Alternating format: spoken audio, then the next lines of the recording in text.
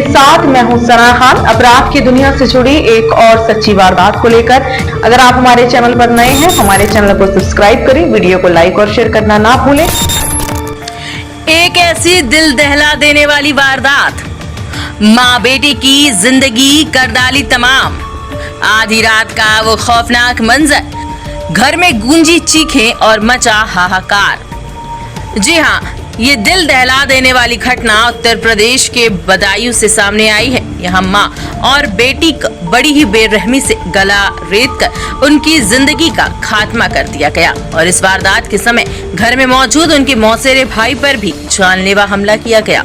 Police ने शवों को पोस्टमार्टम के लिए भेज दिया है। आपको बता दें कि बदायूं के इस दोहरे हत्याकांड ने सनसनी फैला दी है। दातागंज थाना क्षेत्र के वीरमपुर गांव में एक मां और बेटी के साथ निर्मम तरीके से इस पूरी वारदात को अंजाम दिया गया।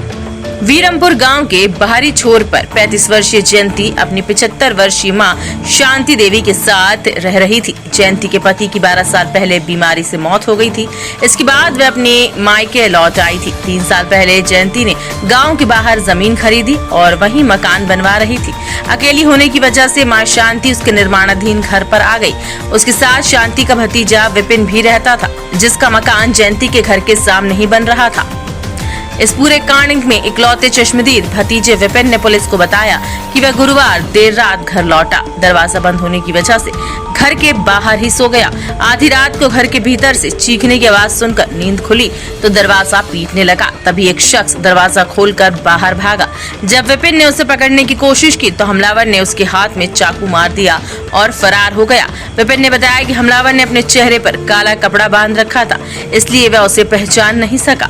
जब विपिन अंदर आया तो उसने अपनी मौसी और बहन को खून से लथपथ पाया। शांति के बड़े बेटे अवनीश ने बताया कि उसकी बहन जयंती ने हाल ही में ससुराल की 11 बीघा जमीन में से 9 बीघा को 50 लाख रुपए में बेचा था। परिवार का मानना है कि यही जमीन विवाद इस जघन्य वारदात की मुख्य वजह हो सकता है।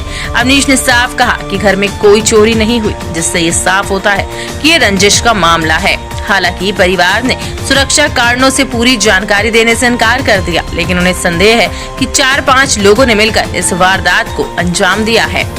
एसएसपी डॉक्टर ब्रजेश सिंह ने बताया कि मां बेटी पर चाकुओं से वार किया गया है। दोनों के शरीर पर कई घाव के निशान हैं। उन्होंने भी माना कि शुरुआती जांच में ये जमीन विवाद का मामला लग रहा है। पुलिस ने शवों को पोस्टमार्टम के लिए भेज दिया है और घायल विपिन से पूछताछ जारी है। ये मैं दारू पी के सो रहा था बाहर चरपाई पे। जब मैंने शोर शराबा सुना तो मैं नशे में ज्यादा था तो मैं एकदम भागा। जब गेट खटखटाया किसी ने नहीं खोला। जब ज्यादा ही खटखटाया तो एक आदमी गेट खोल के बाहर को भागा। उसे मैंने पकड़ने की कोशिश करी। उसने मेरे हाथ पे चाकू मारा, चलाने की गर्दन पे कोशिश करी, मगर गर्दन से मैं बच गया तो हाथों पे लग गया। कितने लोग थे? जी, मेन गेट से एक ही भागा था। मैं उसे ही देख पाया। उसने काले कलर का गमछा बांध रखा था, सिवाय आंखों से और कुछ नहीं दिखा।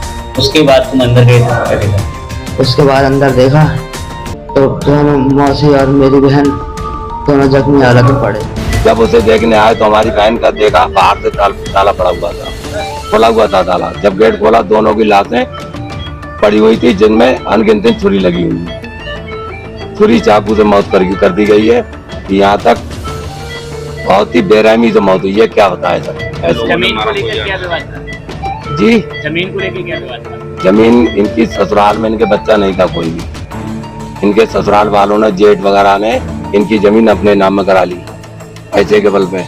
फिर इन्होंने अपनी वकील की, वकीलों ने वहाँ पे हड़ताल की। फिर उसके बाद में तहसीलदार ने इनकी जमीन वापस कर दी। फिर वो जमीन 4 लाख रुपए बीघा के हिसाब से इन्होंने बेच दी। ठीक है, बेचने के बाद विवाद फिर भी इनका जमीन का चलता रहा। माँ और बेटी एक अभी नया मकान बना है, उसमें बना के रह रही थी, अभी प्रोसेस में है।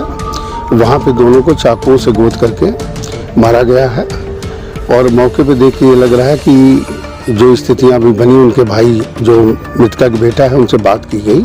उनके द्वारा बताया गया कि अभी विगत 1.5 महीने पहले ही उन्होंने ज़मीन बेचा था जिसके पैसे मिले थे और ज़मीन को लेके कुछ विवाद भी हो गया था। उसी संदर्भ में अभी तक बताया है। अग्रिम जानकारी की जा रही है। दोनों माँ बेटी का पंचायत नामा भरते हुए पोस्टमार्टम के लिए भेज दिया गया।